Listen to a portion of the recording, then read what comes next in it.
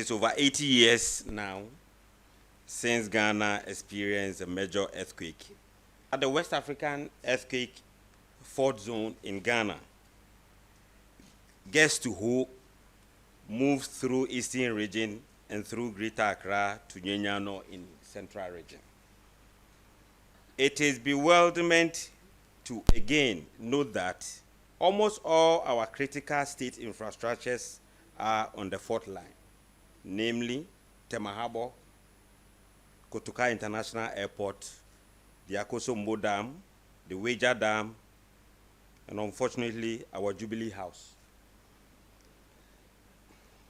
Certainly, investing in earthquake resilience will be worth all effort.